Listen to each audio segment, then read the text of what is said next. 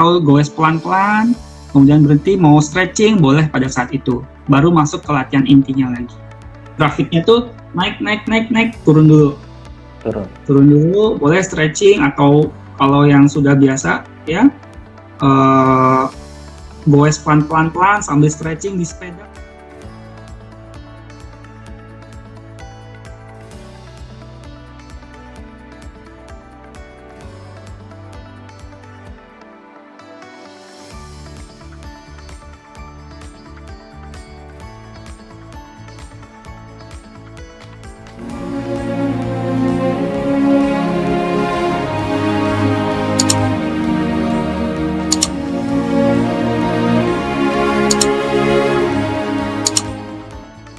Halo, selamat malam semua.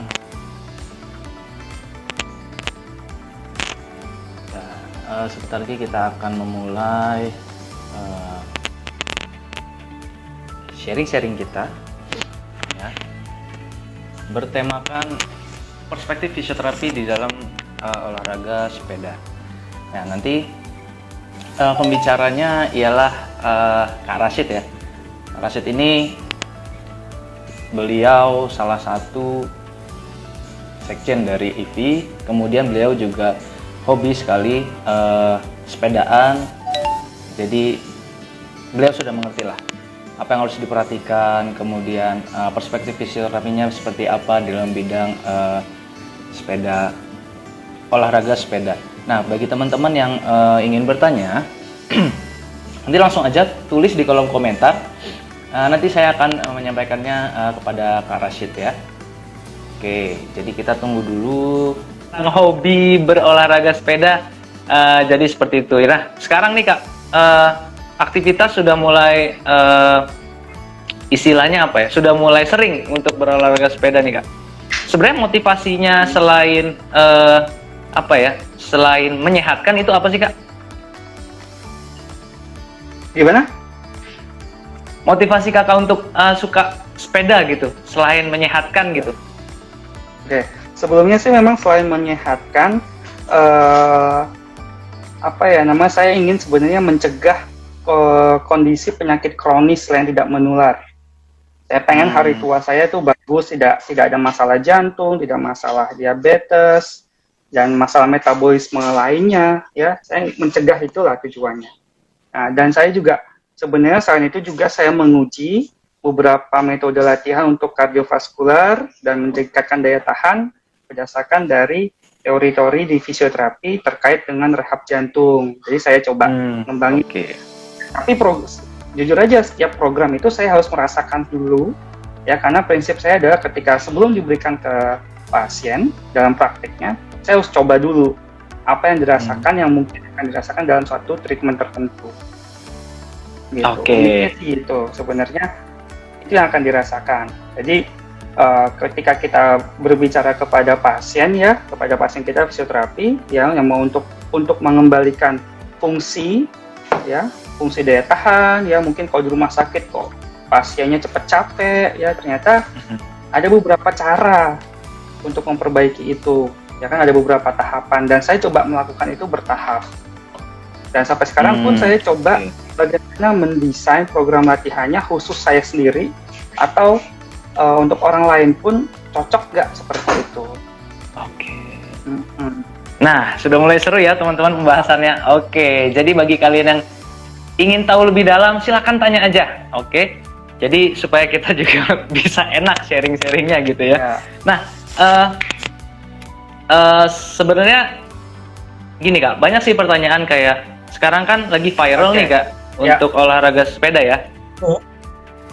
Nah, sebaiknya itu jenis sepeda apa sih Kak yang kira-kira bagus untuk kita gitu? Bagaimana kita cara menyocokkannya gitu Kak? Sebelumnya saya coba jelasin beberapa tentang aktivitas fisik dengan sepeda. Ya, beberapa manfaat lah ya. Nah, memang aktivitas fisik dengan sepeda ini sangat menyenangkan. Efeknya tuh menyenangkan. Kita tahu di WFH sekarang, ya, orang banyak berdiam di rumah sejak mulai bulan Maret ya. Bulan Maret itu orang kita pun ya berdua pun juga di rumah ya, nggak kemana-mana gitu, karena khawatir dengan kondisi seperti ini. Nah, pasti ada titik jenuhnya. Pada saat itu saya pun juga jenuh, di mana saya ngerasa tubuh saya tuh nggak sehat jadinya karena di rumah. Tapi ya pada saat itu pun saya coba untuk keluar, tapi dengan beberapa batasan lah, saya sendiri dan tidak berdekatan dengan orang lain. Nah, memang yang kita tahu olahraga sepeda itu selain menyenangkan, selain mengolahragakan psikis kita, ya, tapi itu juga mengolahragakan atau melatih jantung paru kita supaya baik lagi. Ya, nah kalau jantung paru sudah baik, pasti tubuh kita akan tereoksigenasi. Jadi akan mendapatkan oksigen baru dan oksigen tersebut akan dikirimkan ke seluruh tubuh kita dengan baik oleh sistem mesin di dalam tubuh kita, itu jantung dan paru kita. Nah, itu untuk dikirim kemana? Ke sistem-sistem pencernaan, ke sistem gerak, ya. Dan yang paling banyak makan besar ya tergantung aktivitas fisik ya, oksigennya itu akan dikirimkan sesuai dengan aktivitas fisik. Kalau kita lagi berpikir ya pasti kirimkan banyak ke otak.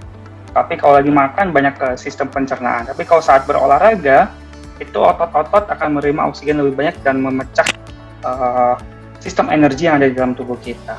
Dan uniknya lagi olahraga sepeda ini itu akan melatih sistem keseimbangan tubuh, ya. Sistem keseimbangan tubuh terkait karena berdiri langsung di tanah, tapi kita bergantung pada dua roda sebenarnya. Jadi benar-benar mengatur sistem keseimbangan tubuh. Dan kenapa sistem keseimbangan tubuh? Sudah pasti kerja stabilitas, core stability-nya sudah bekerja dengan baik. Nah, sehingga itu pun juga akan bermanfaat. Ada beberapa riset ya terkait dengan latihan bersepeda, dan klien saya sendiri pun juga dia mengalami HNP yang sudah lama. Otomatis otot stabilisator spine-nya sudah berkurang. Ya sudah menurun lah kerjanya. Ya menurun stabilisatornya. Kita mau balikin lagi pun kalau dia sudah punya riwayat HNP sangat lama ya mau memulihkannya. Dan saya minta untuk coba deh olahraga sepeda, jangan olahraga basket lagi atau lari. Halo, oke. Ya lanjut. Saya minta untuk bersepeda. Dia akhirnya sekarang pun malah rutin dan sakit pinggangnya berkurang. Kenapa kan? Ya itu karena sistem keseimbangannya bekerja pada saat olahraga sepeda ini. Nah, dampaknya lagi selain itu, selain hal yang dasar pada tubuh kita yang terjadi adalah peningkatan kecepatan, ya, terkait dengan olahraga itu sendiri dan daya tahan tubuh.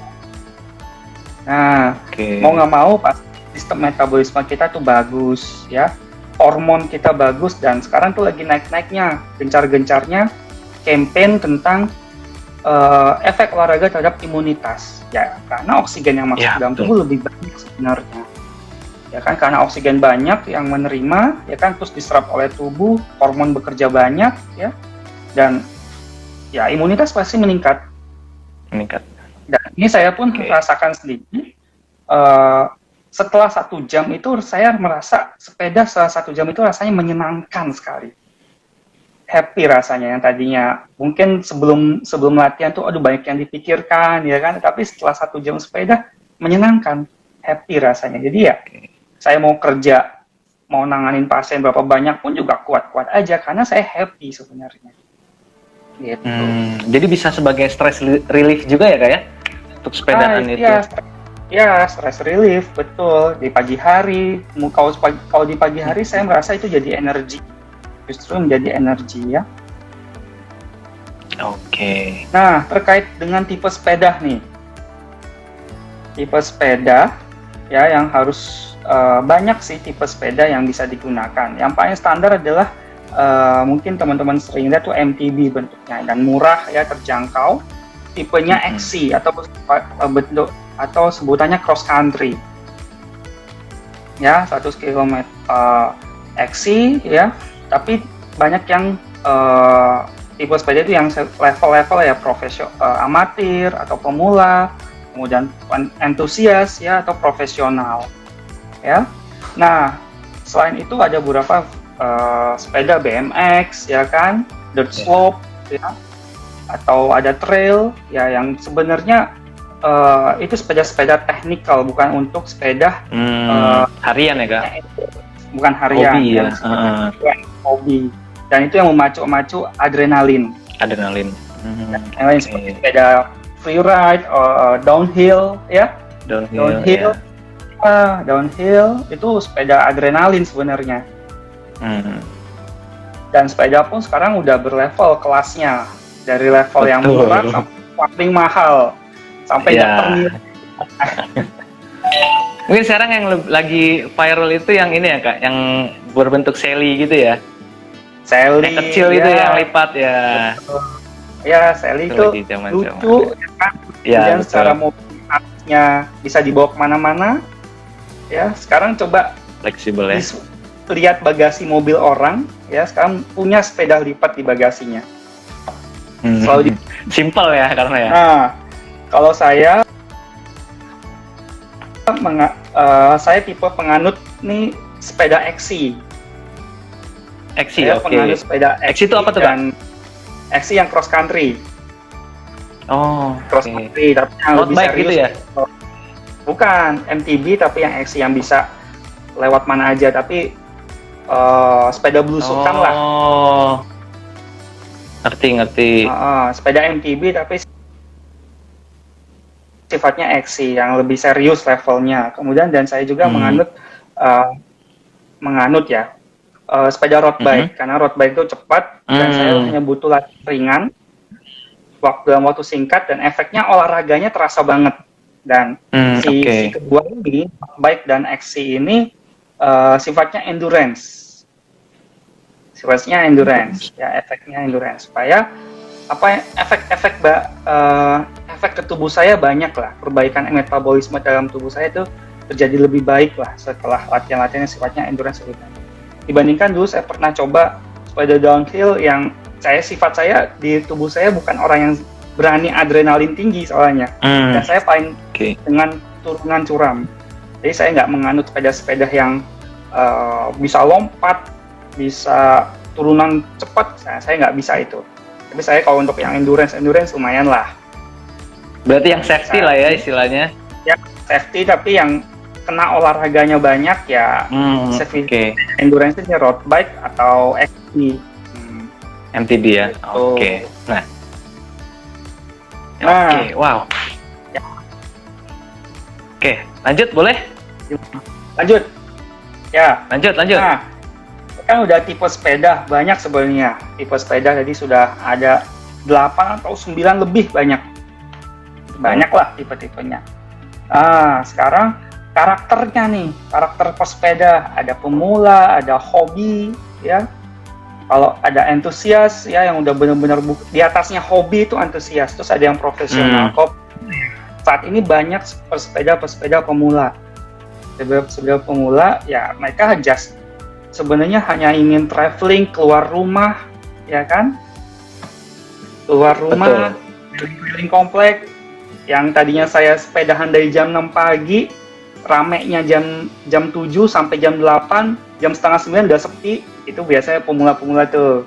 Saya katakan itu pemula, kenapa ya? Cuma sebentar-sebentar aja sepedahannya. Sebentar, ya. Ya. Kalau yang udah hobi nih, wah, kumpul dengan teman, ya kan? Nongkrong bareng di mana, ngafe, ya kan? Atau cari rumah makan. Atau kalau di sekitar Tangerang nih, kita bisa ke arah Parung, itu cari air terjun. Nah, cari air terjun. Ya, dulu saya levelnya hobi tuh, lewat tuh hobi, ya kan? Sekarang udah mulai nih, ke antusias. Saya sudah mengenal spesifik sepeda, kemudian kebutuhan tubuh saya sepeda yang seperti apa. Karena apa? Di antusias ini,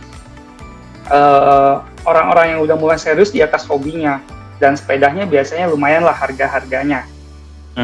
Ya, lumayan karena dia memperhatikan beberapa kenyamanan ini. Betul. Kenyamanan, ya kan? Nah, kalau yang udah profesional, mereka yang dibayar sebagai atlet. Biasanya dari antusias mereka jadi atlet, dan levelnya sudah sangat tinggi lah kemampuannya. Ya. Dan seperti yang kita tahu, kalau atlet olahraga sepeda yang terkenal tuh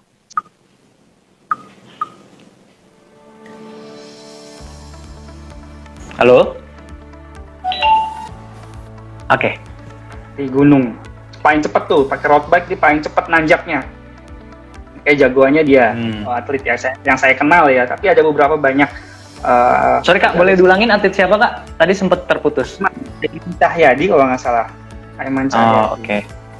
Cahyadi Kalau ya. di road bike ya, di banyak juga di MTB cross country lumayan. Daerah Tangerang nih, di daerah Tangerang lumayan banyak. Kemudian yang terkenal saat ini si ini nih, yang mantan pembalap motor Honda. Motor. Ya, Muhammad Fadli ya. Fadli ya. Yang kelompok Muhammad Fadli yang dia sekarang dari pembalap menjadi atlet paralimpik, atlet sepeda paralimpik. M Fadli. Atlet sepeda. Dia udah profesional levelnya itu. Nah, itu teman-teman, wah menarik ya. Bagaimana sih kita ngomongin tentang hobi, perspektif fisioterapi dalam bidang olahraga sepeda. Nah, ini ada beberapa pertanyaan sudah masuk nih Kak. Oke, untuk yang pertanyaan pertama kita langsung aja dari Geni Febrizali Putri. Ada klien yang sedang hobi sepeda Kakak. Oke, gimana? Datang ke studio dengan keluhan leher sakit, badan shifting, dan trapezius kaku banget. Nah, kita mulai fisio dari mana ya Kak? Mungkin perspektifnya kita apa dulu yang kita tangani nih Kak? Nah, seperti itu. Nah, kalau itu kan sudah case-nya menurut saya. Sudah kasus ketemunya. Nah, tentu yang pertama kita perhatikan adalah posturnya dulu. Postur tubuhnya saat itu. Kemudian ya itu berkait dengan upper cross syndrome. Banyak di pesepeda itu upper cross syndrome. Dan ini juga terkait dengan posisi statis. Misalnya dia rutin bersepeda, tanyakan saja berapa lama bersepeda, dalam sekali bersepeda berapa jam, ya kan? Dan itu perlu memperhatikan posisinya, posisi sepeda atau bentuk sepedanya juga sangat mempengaruhi, ya. Nah, ini juga kalau untuk menangani ya tentu kita harus coba analisa posturnya bagaimana. Dan yang paling penting sebenarnya pada masalah servikal ini adalah otot-otot penopang atau stabilisator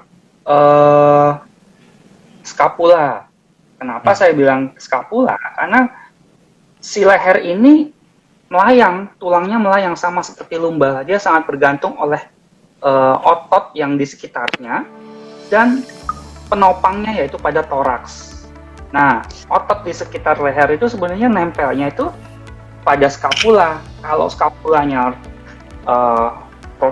protraksi, ya, itu kan berdampak pada si gangguan lehernya atau terlalu retraksi atau ada wing scapula juga mempengaruhi. Dan juga bisa berpengaruh pada erector spine, perlu memperhatikan. Nah, kalau itu sudah ditangani masalahnya, tentu kita harus bisa mengevaluasi terkait dengan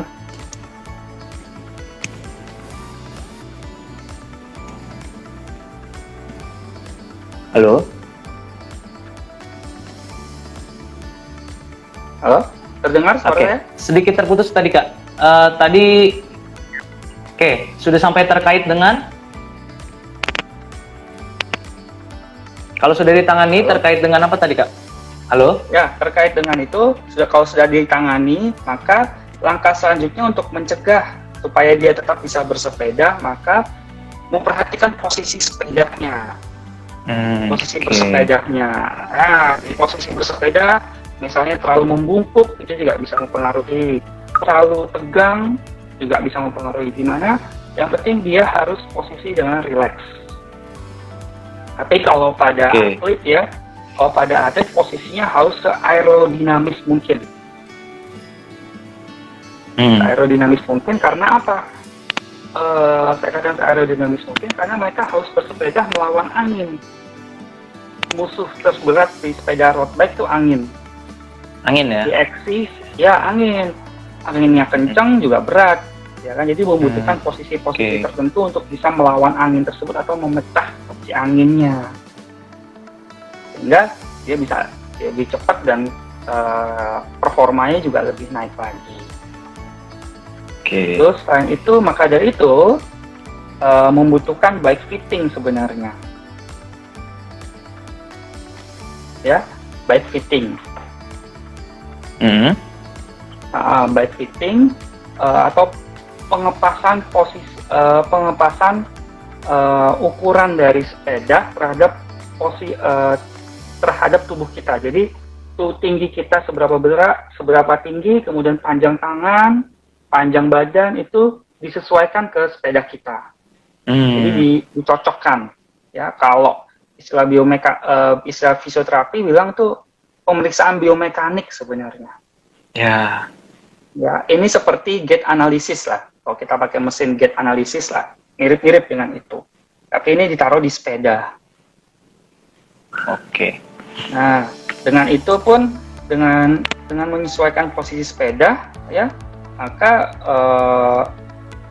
resiko-resiko cedera seperti leher, nyeri leher, ya kan, nyeri pinggang, ya, itu bisa dicegah lah dengan baik. Ya. Oke. Gitu. Nah, selain itu, oke, lanjut. Ya. Selain itu pun juga posisi kita nggak bisa slide presentasi sini ya. Betul. Ini masalah masih gangguan juga ya. Kalau ada bisa slide sih enak nih. Kok saya gambarnya begini? Kalau ada bisa slide sih enak. Ya. Dan juga menyesuaikan kalau terkait selain dari sakit lutut ya, sakit leher, ada juga sakit pinggang. Ya, sakit pinggang juga mempengaruhi, ya kan, dan nyeri lutut. Jadi nyeri lutut ini juga dipengaruhi dari posisi ketinggian tempat duduk. Kadang saya suka lihat orang sepedahan sadelnya terlalu rendah sehingga kakinya nekuknya terlalu banyak seperti ini. Oke. Ya, kalau terlalu banyak seperti ini ya dampaknya si tempurung pressure-nya lebih tinggi. Ya, oke. Lebih tinggi. Nah, maka dari itu mungkin kalau kita sebagai fisioterapis ya harus menyesuaikan tinggi sadel, evaluasi lagi tinggi sadel dengan dari pedal ya, sadel dan pedal itu harus sesuai. Jangan sampai ketika ditekuk lututnya pada fase tekuk lututnya lebih jauh dari ibu jarinya. Jadi harus seperti kayak squat lah, posisi squat. Jadi agak di belakang dari ibu jari. Ya, harus cocok pas posisinya supaya mencegah adanya cedera-cedera baru. Dan nggak enak dong kalau kita lagi sepeda ada aja masalah ya kan? Nah betul, itu dia yang tidak asik. Gitu. Nah, jadi itu jawabannya Geni Febri. Jadi tadi faktor yang perlu diperhatikan ada yang pertama paling penting postur ya. Jadi postur kita harus diperhatikan. Kemudian bike fitting ini juga harus dan perlu diperhatikan yang paling terutama karena ini terkait posisi sepeda dengan tubuh ya, tubuh pengendara. Nah ini terkait juga aspek biomekanik. Jadi kita harus memperhatikan itu dan balik lagi ke teknik-teknik dasar bersepedanya juga. Jadi itu harus benar semua ya. Nah, mungkin sudah terjawab semua. Kemudian langsung ke pertanyaan kedua nih, Kak. Oke, dari Gustrin Syah. Kak Rashid izin bertanya, kapan waktu yang ideal untuk bersepeda? Ya, waktu yang ideal. Kalau waktu ideal, kalau kita mencari lingkungan, ya di pagi hari bagus, karena situasi lingkungan kita masih dalam kondisi yang fresh udaranya, ya kan. Terkait itu juga waktu itu bagusnya di pagi ataupun di sore, kalau saran saya ya, di sore hari. Ya, tapi kalau di sore itu harus mencari tempat yang tidak terlalu ramai dengan kendaraan, ya, yang banyak pohonnya, ya, supaya sejuk dan nyaman dan udara yang kita hirup pun juga lebih segar. Dan safety juga ya Kak dari kendaraan-kendaraan lain ya. Dan terkait waktu ya, terkait dengan waktu fisiologis tubuh kita ya paling bagusnya di pagi, idealnya di pagi. Ya. Tapi ada beberapa atlet pun juga ya gimana Tito? Oke. Ada beberapa tadi Kak, sempat terputus. Ada berapa atlet? Yang mana? Sampai mana tadi? Oh ya, ada beberapa atlet. Pun, ya, dia atlet pun latihannya pagi sore itu. Oke. Apa? Melatih kapasitas fisiknya. Tapi kalau kita sebagai yang hanya pemula, ya lebih baik di pagi hari karena udara yang kita ambil lebih sejuk, ya, dan banyak oksigen juga lebih bagus. Polusi juga belum ada. Betul. Tuh. Nah, oke. Jadi itu ya Mas Gustri ya. Jadi aspek-aspek yang perlu diperhatiin adalah bagaimana fisiologis tubuh kita yang bagus di pagi hari, terutama dan sore hari. Dan ini juga terkait oksigen, kesediaan oksigen ketika di pagi hari itu lebih banyak. Dan kita harus memperhatikan juga lingkungan sekitar. Yang penting kita safety ya. Jangan sampai kita ingin berolahraga, niatnya sehat, tapi malah celaka. Nah, itu harus diperhatikan. Oke, terima kasih Mas Gusri atas pertanyaannya. Nah, selanjutnya nih dari Wawan, Mas Wawan Mulyanawan. Oke, saya habis sepeda jauh dengan jarak 100 km. Saat baru kilometer 20, telapak kaki kiri dekat jari-jari terasa kesemutan. Bagaimana solusinya sehingga tidak terjadi kesemutan terus-menerus? Nah, mungkin bisa langsung dijawab, Kak. Nah, ini pernah saya alami ya di awal-awal sepedahan menggunakan road bike nih. Ya, jadi saya juga suka nih Pak Wawan, saya juga suka sepedahan 100 kilo ya. Hampir seminggu sekali ada saya harus 100 kilo. Sudah mulai 100 kilo. Dan kalau Bapak merasa pada saat 20 kilometer ke 20, kalau saya merasanya di kilometer ke 70. Mungkin udah capek ya, tapi di awal saya sudah terasa, maka perlu dievaluasi. Kalau memang masih ada kesemutan, ya, coba dievaluasi terkait dengan fleksibilitas otot kakinya, terutama hamstring dan gluteusnya, ya, dan otot pantat. Dan itu kenapa saya minta untuk evaluasi kemampuan fleksibilitas hamstring, ya, karena di belakang hamstring atau di balik otot hamstring itu ada nerve piriformis ya yang akan menjalar ke kaki ya, di telapak kaki. Nah, kalau itu tertarik-tarik ketika sepedahan ya, tertarik-tarik atau pantatnya tidak bekerja dengan baik, otot pantatnya ketika goes itu tidak, atau pedaling itu tidak benar, maka pressure pada beban pada saraf piriformis akan semakin tinggi dan rasanya itu ada di telapak kaki bagian luar. Nah, sebelah sini nih, jari-jari di sini, ya, telapak kaki. Dan itu ini. Dan selain itu pula, posisi kaki pada pedaling, ya, atau bisa saja posisi kakinya agak ke dalam atau terlalu keluar. Nah, kalau mungkin kalau pakai sepatu biasa harus bisa kita kontrol. Pastikan pedal itu ada di bawah jari-jari. Ya, ini misalnya jari-jari kaki pas di sini, pedalnya tumpuan tengahnya ada di bawahnya ini, ya, atau setengah dari kaki kita, ya, di telapak kaki kita. Nah, dari situ paskan atau cocokkan kayuhannya. Nah, kalau teman-teman sepeda atau yang udah mulai serius, biasanya menggunakan sepatu khusus, khusus sepeda. Nah, mereka di sepatu khusus itu ada kancingnya atau disebut dengan klit namanya. Ada kancingnya. Nah, di kancing itu diatur posisinya, rotasinya, atau dicari posisi supaya nggak ada kambuh lagi. Dan saya mendapatkan posisi yang nyaman supaya nggak kesemutan lagi pun saya butuh berkali-kali sepedahan, ya, supaya posisinya tuh pas. Kadang ini harus diputar dulu supaya terus digoes lagi, hari ini bagaimana, ada masalah apa enggak, ya, harus dicari lagi. Biasanya seperti itu. Maka itu butuh ada bike fitting, ada foot fitting namanya, penyesuaian posisi sepatu terkait dengan klip.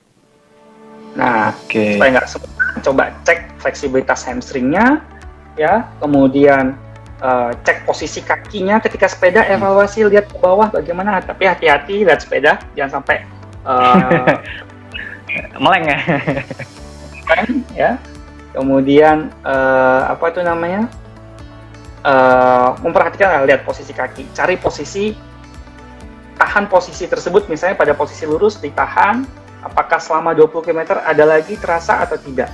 Kalau sudah mulai berkurang, tahan pada posisi tersebut. Padang posisi kaki. Sebentar, saya ambil charger dulu ya. Boleh.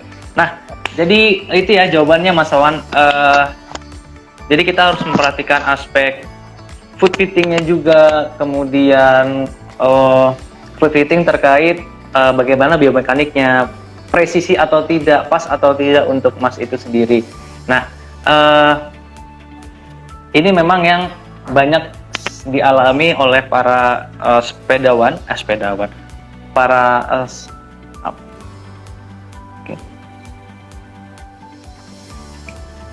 ini banyak dialami oleh para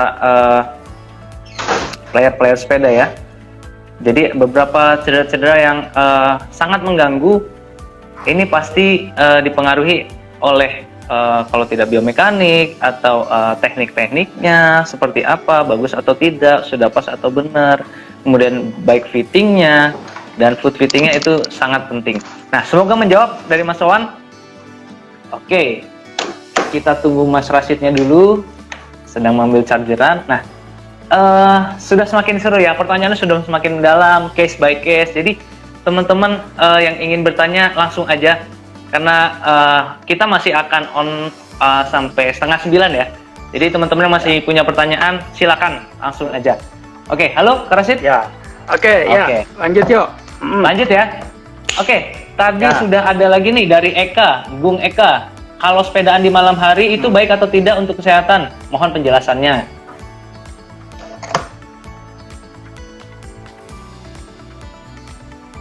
Bagaimana? Kak Rasyid? Dari Bung Eka bertanya, kalau sepedaan di malam hari itu baik atau tidak untuk kesehatan? Mohon penjelasannya. Olahraga kalau sepeda di malam hari itu baik atau tidak? Betul. Ya, berkaitan baik atau tidak itu variatif ya kalau menurut saya, karena belum ada yang menjelaskan secara pasti terkait dengan masalah pada sepedaan malam hari. Belum ada nih. Kalau di riset pun juga belum ada, dan saya pun juga lumayan sering sepedaan di malam hari, ya. Nah, tapi tetap memperhatikan ketika di malam hari itu kondisi fisik yang paling penting. Ya, kondisi fisik yang paling penting. Kita seharian bekerja, lelah, jangan sampai kita paksakan diri untuk olahraga malam, ya, olahraga malam di malam hari yang resikonya lumayan. Kalau kita udah capek ya, kita tahu fatigue itu responnya tuh nggak baik buat tubuh kita. Ya, khawatirnya kita juga belum kenal tubuh kita paksakan olahraga malah menjadi serangan jantung pada saat itu, karena terlalu lelah sebenarnya tubuh. Nah, yang penting sih, kalau saya pun nggak ada masalah untuk olahraga malam, ya, di sepeda malam, karena banyak juga teman-teman di selain sepeda juga futsalan malam juga banyak ya. Ya, sebenarnya nggak ada masalah. Cuman beberapa adaptasi yang dirasakan oleh tubuh itu harus dirasakan efeknya setelah bersepeda. Ada beberapa orang yang sudah olahraga, ya, dia nggak bisa tidur kalau nggak olahraga pada saat itu. Ada. Justru ada yang karena olahraga dia jadi on terus. Karena dia berolahraga jadi on terus. Karena apa? Karena tubuhnya dia mungkin ya oksigennya sudah habis di pagi hari atau di saat bekerja atau aktivitas di siang sampai sore, ya, terus masuk oksigen baru, ya, metabolismenya. Jadi mungkin yang udah sering olahraga metabolismenya oke, dia begadang oke, nggak ada masalah sebenarnya. Tapi sebenarnya itu yang bahaya, ya, yang berbahaya. Harus tetap ada waktu istirahatnya. 1 jam cukup untuk di malam hari. Karena apa? Kita tahu banyak aktivitas di saat siang ke sore, lumayan tinggi lah itu aktivitasnya. Kalau misalnya pekerja yang berat ya. atau yang pada tingkat kerja stres tinggi lebih baik jangan terlalu lebih dari 60 menit menurut saya. Oke. Ya, itu jawaban dari Kak Rashid. Jadi ada beberapa aspek yang harus diperhatikan ya Kak ya. Yang dari pertama paling penting adalah faktor kesehatan. Nah, ini sangat-sangat penting. Oke. Semoga menjawab pertanyaan dari siapa tadi? Gung Eka. Oke, terima kasih Mbak Gung Eka. Ya, Gung Eka. Oke, pertanyaan selanjutnya. Sudah mulai ramai nih Kak pertanyaannya Kak. Oke, dari Indah Septiana. Pak, untuk pasien HNP lebih bagus menggunakan sepeda statik atau yang mobile ya? Ya, untuk pilihan sepeda nih bagus nih HNP. Ya, karena pasien saya kemarin itu juga HNP. Ya, awalnya saya minta untuk yang statis dulu. Statis dan statis dan tidak membungkuk. Ya, tidak membungkuk karena kalau membungkuk ya pasti akan menimbulkan nyeri lagi. Jadi cari posisi yang sedikit upright atau tegak. Nah, setelah itu mulailah kalau sudah mulai terkontrol, pain-nya tidak ada menjalar, ya boleh lompat atau beralih ke sepeda jalan, ya sepeda mobile, ya. Tapi dicari posisi-posisi yang nyaman tertentu, ya pada posisi-posisi tertentu, cari posisi yang nyaman. Nah, biasanya yang disarankan posisi yang upright, yang tegak. Tapi kalau ototnya sudah mulai kuat, tidak ada masalah, tidak ada nyeri lagi, ya udah boleh agak sedikit membungkuk sedikit, tapi ada beberapa sudut yang diperbolehkan, ya. Nah, dari situ tujuannya sepeda hanya untuk menjaga sistem keseimbangannya saja, keseimbangan postur. Tidak perlu kecepatan, ya. Pada kondisi ini tidak perlu kecepatan, tidak perlu skill belok yang menikung, ya, kayak balapan gitu, nggak usah. Fokuskan pada kasus HNP untuk menjaga keseimbangannya saja, ya, karena memang yang dibutuhkan adalah aktivitas stabilitas dari postural saat di atas sepeda. Gitu. Oke, wah jelas sekali ya. Jadi itu ya jawabannya. Sehingga beberapa case pun juga alhasil ya beberapa klien yang sudah ditangani dan sudah saya edukasi untuk menggunakan sepeda, beralih ke olahraga sepeda pun ya mereka nggak merasakan nyeri lagi. Ya, merasakan nyeri. Yang penting awalnya adalah menjaga keseimbangan dan stabilitas. Yang penting oksigenasi masuk ke dalam tubuh supaya otot-otot penahan pinggang, ya, atau lumbal itu bekerja dengan baik lagi. Oke.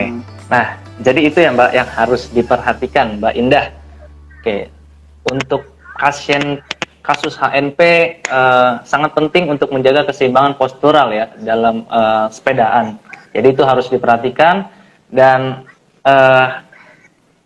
Mas Rashid bilang di awal kita harus berikan, istilahnya kita memberikan edukasi kepada pasien untuk sepeda statis dulu. Kalau misalnya sudah tidak ada nyeri, tidak ada keluhan, baru bisa kita berikan sepeda yang mobile seperti itu. Oke, semoga menjawab Mbak Indah. Oke, kita lanjut aja. Wah, sudah penuh pertanyaan nih Pak. Nah, dari Pak Indra Syah Mirza. Oke, bertanya, apakah fisioterapi bisa berperan dalam olahraga bersepeda komunitas dengan sport tourism? Oke, terima kasih Pak Pi atas pertanyaannya. Oke, langsung aja Kak. Oke. Nah, ini dia. Oke. Lanjut. Oke, lanjut. Oke, tadi pertanyaan dari sudah oke ya? Sudah.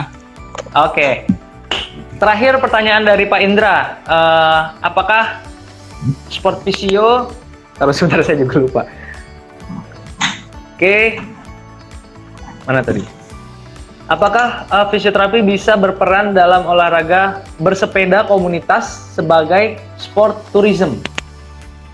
Ya, menarik sekali pertanyaannya. Ya, sebelumnya Pak Indra ini ketua PFOI, ya, guru saya, ya. Beliau juga lagi fokus dengan sport tourism, ya, di materinya sebelumnya.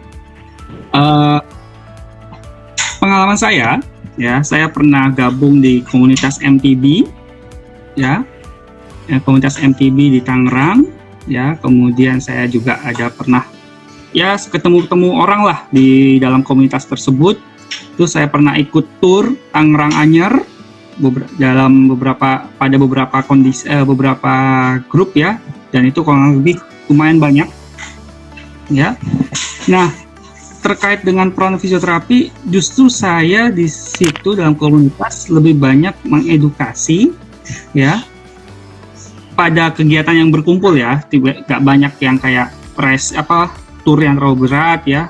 Tapi sebelumnya yang paling langkah pertama yang kita bisa lakukan adalah edukasi, ya, bagaimana menangani kram yang benar, karena banyak teman-teman olahragawan pun, teman-teman persepeda tuh nggak ngerti cara stretchingnya, ya kan, terus bagaimana warming up-nya yang bagus, ya kan, kemudian bagaimana mengatasi atau mencegah nyeri lutut. Paling sering ini nyeri lutut di samping, sisi samping, nah itu paling sering tuh, ya, atau disebut dengan ITB friction syndrome, tuh paling banyak yang terjadi pada pesepeda. Nah, kemudian itu di luar dari kegiatan olahraganya, ya, tapi hanya kumpul-kumpul di komunitasnya saja.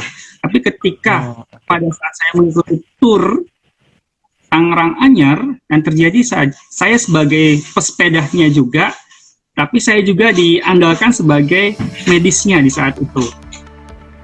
Nah, saya bidangnya adalah fisioterapi.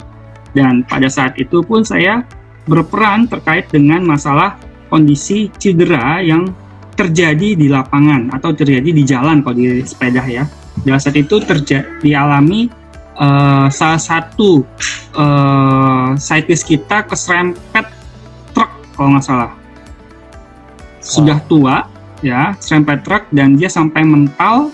Dan pada saat itu saya melakukan penanganan pertama, ya, Pak, emergency. Menurut saya sih hampir mengarah emergency, tapi syukurnya tidak ada masalah pada saat itu, ya. Sehingga pada saat itu peran saya di sana adalah sebagai medis dan menjaga kondisi si peserta pada saat itu. Dan yang baik lagi ke kondisi si orang yang mengalami serempet tadi, ya, saya berikan penanganan awal, yaitu emergency, ya, dengan mempertahankan posisi kepala, karena dia itu kalau nggak salah jatuh tepat di samping saya. Jadi saya di sampingnya, ada mobil di samping itu, mungkin dia jaraknya terlalu ke arah ke kanan, ya, dan dia terserempet dan terbalik lah pada saat itu. Udah lumayan tua usianya, dan pada saat itu saya pun berusaha untuk melindungi di sekitar area itu supaya tidak ada kendaraan yang melewati, ya, dan dibantu teman-teman pada saat itu. Kemudian saya kontrol kondisi tubuhnya untuk memastikan tidak ada patah leher, patah pinggang, ya, patah tulang rusuk, dan juga paling sering sepeda tuh jatuhnya tuh pakai tangan, ya, jatuhnya itu patah, dan paling sering itu di daerah ini tulang clavicular, ya, itu paling sering banyak yang patah di situ. Sepeda tuh rata-rata gitu. MTB, ya, MTB yang sering terjadi patah pada tulang clavicular. Yang pada saat itu pun saya pastikan kondisi, saya coba cari, pada saat itu lagi di Cilegon, cari info sambil menunggu kondisi dia, cari info, minta teman untuk cari info rumah sakit terdekat di mana, dan alhasil setelah lumayan menunggu 10 menit, 20 sampai hampir 30 menit kita diam, ya, kita diam menjaga, saya pantau kondisi si peserta itu, ya, dan tanya mulai dia pusing atau tidak, ya kan, khawatirnya ada gegar otak, ya, maka itu teman-teman kalau sepeda harus punya nih helmnya nih, ya, nggak apa-apa keluar uang mahal, tapi kita safety pada saat itu, ya, karena beberapa case ada yang helmnya ya pecah langsung itu pada level MTB ya. Pada level MTB ya pemula tabrak pohon, pecah dia kena kepalanya, helmnya pecah, syukurnya kepalanya sih aman, nggak ada masalah. Cuman pusing-pusing setelah itu. Ya, syukurnya dia juga menggunakan helm yang bagus, yang layak ya untuk sepeda. Ketika dia jatuh, kena tangan, terus muter balik rolling seperti itu pun aman. Ya, dan di saat itu saya sebagai fisioterapis pun menjaga kondisi si pemain tersebut, pesertanya. Nah, post race-nya atau post travelingnya, post touringnya, ya pasca touringnya pun saya diminta untuk kepala ketuanya pun itu untuk coba bantu itu dong kontrol kondisi teman-teman pada saat itu. Ada aja tengah-tengah di jalan ya. Pada saat itu saya nggak sampai selesai, cukup sampai Cilegon karena di Cilegon itu lumayan panas, jadi saya langsung masuk mobil sambil mantau teman-teman yang sudah ada duluan pada saat itu. Dan ternyata di tengah jalan ada yang dia lagi sendirian, pegang kaki dan kram ternyata. Kram, dan menurut saya itu dia merasanya kram, tapi pas saya tes itu ternyata sudah ada robekan di quadricepsnya. Robek minimum lah. Karena pada saat itu situasinya sangat panas di Cilegon, arah Anyer itu sudah sangat panas dan mungkin dia kekurangan cairan dan dia paksakan untuk terus sudah kram dan kramnya sangat kencang sekali sehingga ada robekan pada saat itu. Ya mau nggak mau saya lakukan penolongan pertama ya, berupa ice, proteksi ya, jangan sampai ada gerakan dan stop, tidak melanjutkan sepedanya sampai sampai Anyer. Pada saat itu stop langsung. Paling sering sih kalau di olahraga sepeda jalan tuh paling banyak kecelakaan yang karena diserempet oleh kendaraan lain, banyak sekali ya, banyak case kita masuk koran pun sudah banyak lah di Sudirman yang ditabrak mobil ya. Nah, yang paling penting post race-nya saya coba mantau dan saya coba bantu stretching pada saat itu, kemudian coba jaga kondisi ya, pesertanya pada saat itu membantu. Dan lumayan, pada saat itu ada 40 peserta kalau nggak salah, 40-50 peserta. Jadi kita nutupin jalan pada saat itu, kita bareng-bareng. Jadi kesimpulannya sangat bisa ya Kak ya? Sangat bisa, jelas. Sangat bisa. Ya. Tinggal kita startnya mulai dari proses edukasi, kita kumpul dengan mereka, ya. Kumpul, kemudian tanya-tanya, ngobrol-ngobrol aja dengan mereka, kemudian gabung dengan kegiatan-kegiatan mereka karena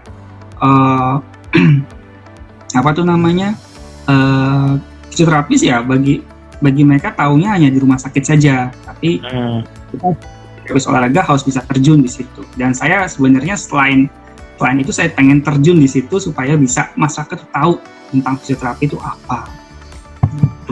Dan itu ya banyak ya di tempat kita yang pesepeda lumayan karena mereka tahu.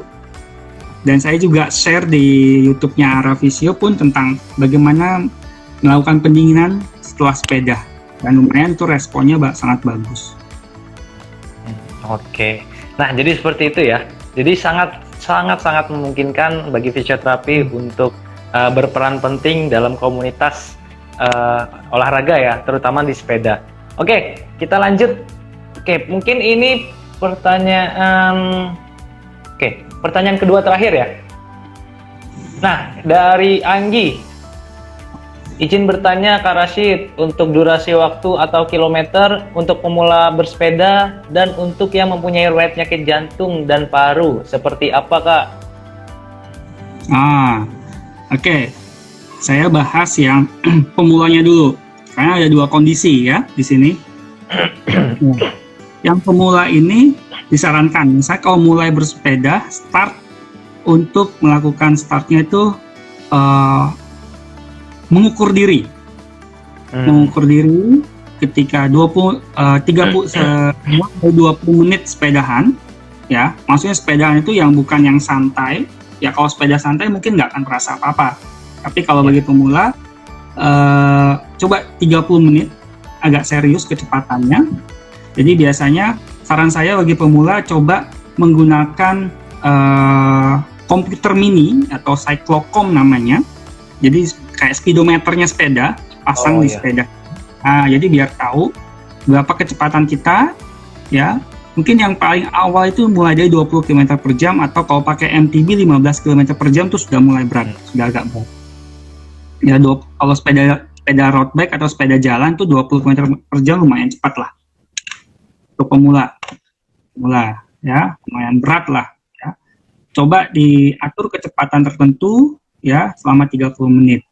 Nah, kenali diri dulu di awal untuk mengukur berapa mampu sih kita untuk bisa naikin ke berikutnya. Nah, kalau bahasa ilmiahnya, sainsnya disebut dengan functional threshold FTP, functional threshold power. Nah, seberapa besar sih tenaga kita ketika mulai bersepeda, namanya FTP. Tapi kalau FTP itu biasanya digunakan oleh atlet yang sehat. Ya, dia ukur untuk membuat dosis sebenarnya. Ya. Nah, bagaimana cara mengevaluasi diri kita untuk sebagai pemula, ya? Ya, pandangan fisioterapis, coba kenali otot kita kuat nggak, mampu nggak di 30 menit. Efeknya pegel-pegelnya atau sore muscle-nya itu butuh waktu berapa lama untuk bisa pulih lagi. Ya, ada yang 2 hari nggak ada masalah, ada yang 1 hari besok bisa nggak pegel-pegel, ya kan? Kalau hari berarti saya kecepatan sekian aman tubuh saya. Tapi kalau saya baru mulai sepeda 3 hari baru hilang pegel-pegelnya, ya sampai kapok rasanya udah nggak mau lagi sepedahan, ya kan? Sepedanya udah dijual, udah dijual lagi, ya kan? Nah, biasanya itu ya responnya seperti itu. Maka itu latihannya harus dikontrol sebatas kemampuan kita dulu, ya. Saya pun juga dulu seperti itu, cuman sanggupnya di 15 km per jam tuh selama sebulan, latihannya itu aja 15 km per jam, naik ke 20 km per jam di bulan berikutnya, ya, sampai alhasil sudah bisa sampai di 30 km per jam, sampai 30-35 km per jam. Nah, itu untuk pemula, ya. Jadi benar-benar harus mengukur diri kita, jangan dipaksakan, karena kita nggak tahu tubuh kita adaptasinya seperti apa kemudian hari. Tuh. Ya. Oke, jadi itu untuk pemulanya, ya, Kak. Kemudian bagaimana dalam aspek kalau ada riwayat penyakit jantung atau paru, Kak? Ya, bagus. Untuk riwayat penyakit jantung dan paru, ya, itu harus ada dikontrol dari kerja heart rate-nya. Kalau secara teori heart rate reverse atau pakai hitungan Calvonen atau hitungan heart rate reverse pun bisa. Nah, disarankan bagi pasien atau penderita jantung paru, ya, disarankan menggunakan smartwatch atau heart rate monitor. Ya, kita pun sebagai pemula pun yang nggak tahu diri kita punya resiko jantung atau enggak, tapi saran saya punya smartwatch ini yang sebagai tolak ukur heart rate kita, seberapa besar beban kerja latihan kita. Nah, untuk mengukur beban kerja latihan kita, untuk si pasien itu, pastikan pada zona 1 dan maksimum di zona 2. Zona 1 itu 50-60% dari heart rate max kita. Misalnya, jadi 220 dikurangi usia, ya kan, dapat heart rate max-nya, itu yang simple, ya. Yang simple dikurangi heart rate max-nya, kemudian baru dikalikan 50%-nya. Jadi ketika latihan dipantau kerja jantungnya pakai teknologi ini, ya, hanya cukup di maksimum di 50%. Jadi kalau sepedahan, lihat jantungnya kerja, sudah 100, cukup segini aja, jangan sampai beban lebih tinggi lagi. Dan pasti ketika kalau kita dampingin sebagai fisioterapis, ya, mendampingi orang tua kita atau ada teman kita kena sakit jantung, pastikan ketika kita dampingin, ya, atau menemani mereka, kita sambil ngobrol. Nah, kalau sudah sambil ngobrol, dia bisa menjawab pertanyaan kita sambil cerita, artinya beban latihan itu sangat ringan. Itu kalau di box, namanya pakai skala box kayaknya yang modified itu nilainya di bawah 5, kalau yang seriusnya tuh di atas 7 itu skala Boltzmann. Ya, jadi benar-benar harus dipantau. Ya, mudah adalah menggunakan heart rate, dan hampir semua olahraga endurance sekarang disarankan untuk menggunakan heart rate monitor. Baik dia sakit, ya kan, atau pemula, profesional, mereka mengukur performanya pakai heart rate monitor. Karena memang ada beberapa latihan yang based on heart rate monitor atau heart rate threshold ataupun FTP. Kalau di cyclocom atau komputer bicycle itu ada tolak ukurnya sendiri tuh, bagus ya tolak ukurnya sendiri. Tapi yang untuk pemula saran saya pakai heart rate monitor. Nah, kan banyak nih yang pesepeda meninggal karena serangan jantung atau memaksakan sepeda itu karena sebenarnya dia tidak mengenal dirinya sendiri, hanya terpacu oleh emosi atau semangat dengan teman-temannya saja. Nah, itu start untuk pemula, kenali diri kita ketika mulai olahraga, bagaimana adaptasi tubuh kita, apakah recovery-nya butuh waktu lama atau butuh waktu yang cepat. Ya. Kalau yang sudah biasa latihan sih biasanya cepat recovery-nya, tapi kalau yang baru pemula, recovery-nya lumayan lama. Dan setelah recovery-nya hilang, ya barulah olahraga lagi. Mulai menurun, pegel-pegelnya sudah agak menurun, baru olahraga lagi. Saya seperti itu. Nah, jadi seperti itu ya. Tadi pertanyaan dari... Kalau sebentar. Pertanyaan dari siapa tadi ya? Udah lewat itu. Nggak ketemu. Oh iya, udah lewat. Oke, pertanyaan dari Anggi. Oke. Ya itu, jadi itu ya Mas Anggi ya. Untuk pemula, jadi kita harus tahu diri kita batasannya seperti apa, sampai mana, sejauh mana. Nah, kemudian bagi yang memiliki riwayat penyakit paru dan jantung, kita harus mengerti dosis yang akan kita gunakan. Kemudian disarankan untuk mentoring melalui smartwatch atau apapun itu ya Kak. Oke. Nah, jadi harus di mentoring mengenai heart rate-nya. Ya, seperti itu. Oke, mungkin ini pertanyaan terakhir ya? Ya. Oke, pertanyaan terakhir. Sebentar. Oke. Pertanyaan terakhir dari Geni.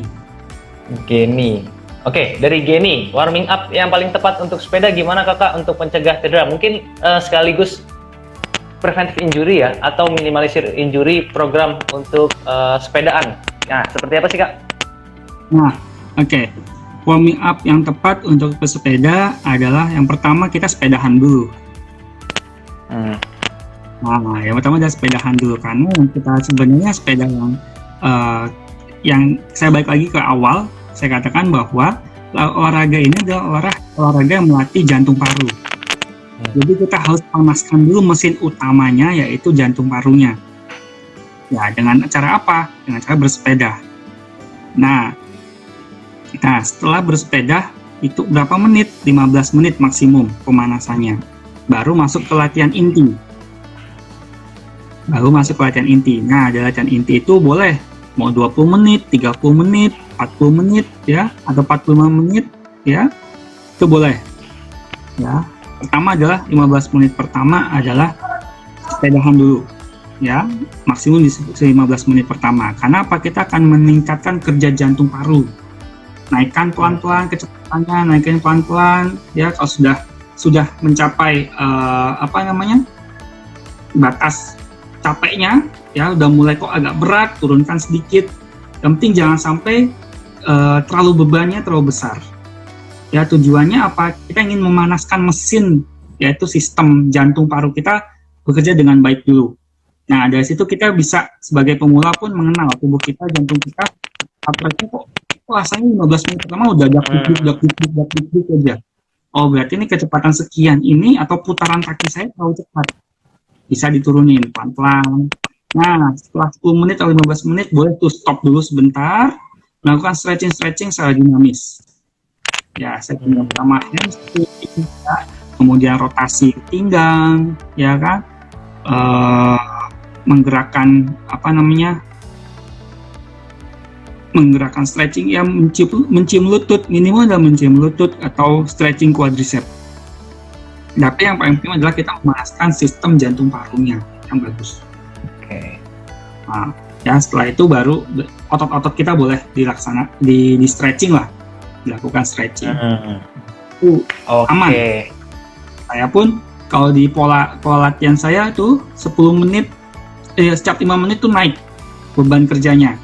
5 menit pertama heart rate saya di zona 1, 5 menit kedua heart rate saya di zona 2, 5 menit 3 heart rate saya di zona 3, kemudian istirahat, drop. Istirahat dulu, boleh berhenti ya, atau goes pelan-pelan, kemudian berhenti, mau stretching boleh pada saat itu, baru masuk ke latihan intinya lagi. Jadi kalau grafiknya tuh naik, turun dulu, boleh stretching, atau kalau yang sudah biasa ya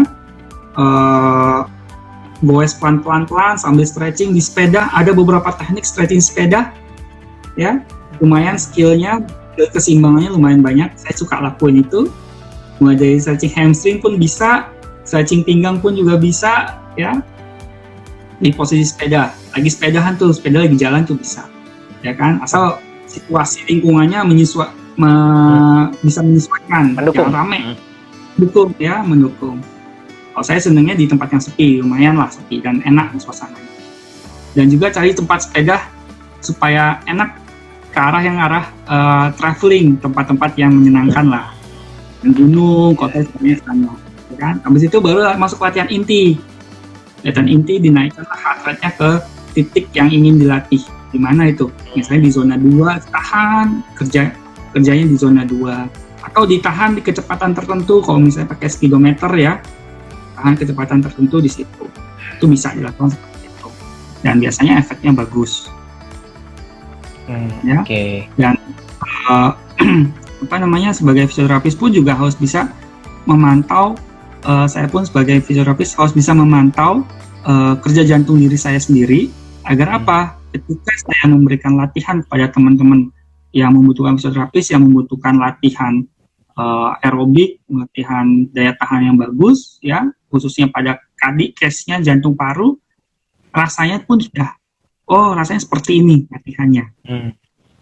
Jadi ya sudah, jangan dipaksakan. Biasanya beberapa case seperti itu. Oke, wah, sangat-sangat jelas ya. Pertanyaan dari Geni mengenai warming up. Nah, jadi seperti itu ya Mbak Geni ya. Jadi kita harus memperhatikan mesin kita dulu. Kita harus nyalain mesin kita dulu, kita harus manasin mesin kita dulu, baru kita bisa stretching otot-otot kita. Nah, mungkin terakhir Kak, untuk mungkin saran atau kesimpulan dari semuanya ini Kak. Oke, boleh? Ya, boleh. Yang pertama,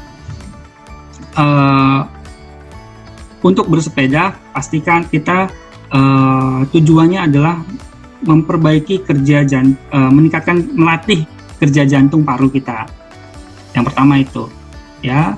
Kemudian yang kedua adalah perhatikan jenis sepeda yang kita gunakan. Lalu pelajari, ini jenis sepeda ini modelnya, cara menggunakan seperti apa, kemudian cara bermainnya atau berolahraganya seperti apa. Karena setiap tipe beberapa sepeda pun nggak cuma asal goes saja, tapi ada spesifikasinya lah, ada kegunaannya. Kemudian safety, ya, menggunakan helm, ya, kemudian pakai sarung tangan, ya. Banyak teman-teman yang nggak suka kesemutan, ya, ya, biasa menggunakan sarung tangan yang ada gelnya di sini itu bisa membantu, ya, membantu. Kemudian perhatikan ketika bersepeda kondisi tubuh kita, ya. Kalau tiba-tiba jantung kita dak-dikduknya atau denyutannya terlalu cepat, ya, jangan sampai itu menjadi bumerang buat diri kita olahraganya. Jadi penyakit untuk diri kita, ya, jadi masalah. Jadi kenali dulu ketika berolahraga.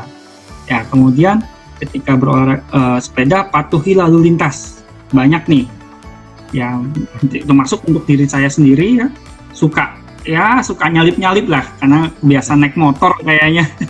Suka nyalip-nyalip, itu bahaya. Ingat, sepeda itu lebih lambat dibandingkan motor dan dibandingkan mobil ya, dan patuhi lalu lintas karena banyak yang seperti itu. Dan penting dalam olahraga daya tahan ya pada sepeda ini adalah menggunakan heart rate monitor. Nah, perlu yang mahal ya, yang murah pun juga bisa ya, asal berfungsi dengan baik ya, supaya apa, efek latihannya jelas, efek ke tubuh kita pun juga merasakannya juga bagus ya. Kalau cuman asal sepeda-sepeda ya paling efeknya kecil lah gitu. Dan untuk mencegah cedera, coba lakukan bike fitting. Ya sebenarnya bike fitting itu bisa dari handphone kita. Ya, bike fitting bisa kita pakai aplikasinya, bisa kita download. Ya kita pakai kamera, minta teman yang fotoin bagaimana posisi sepeda saya, bisa dipelajari. Ya, tapi kalau butuh profesional lumayan di Jakarta lumayan banyak, di Tangerang juga ada beberapa tempat untuk bike fitting. Biasanya udah agak lebih antusias lah mereka ke sana. Gitu. Ya, saya kira itu aja dari saya. Wah, oke. Terima kasih banyak Kak Rashid atas sharing-sharingnya, sangat bermanfaat buat kita semua.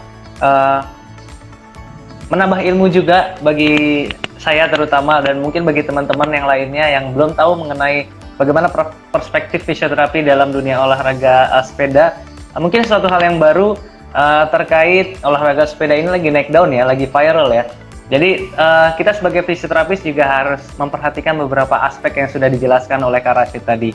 Nah, dan yang paling penting, poin yang paling penting adalah saya mengutip kata-kata dari Kak Rashid, bagaimana kita sebagai fisioterapis harus mencoba atau melakukannya terlebih dahulu sebelum kita melakukannya ke pasien kita, supaya kita tahu bagaimana rasanya, bagaimana pasien itu merasakan, dan nantinya sehingga kita bisa mencapai goals kita dalam treatment atau dalam bidang penyembuhan pasien kita sendiri. Oke, terima kasih sekali lagi Kak Rashid untuk waktunya atas sharing-sharingnya juga. Ya, sama-sama. Terima kasih juga teman-teman semuanya yang masih setia sampai sekarang. Ya, masih setia sampai sekarang. Terima kasih. Sampai ketemu di lain waktu. Selamat malam. Assalamualaikum warahmatullahi wabarakatuh. Terima kasih Kak. Bye.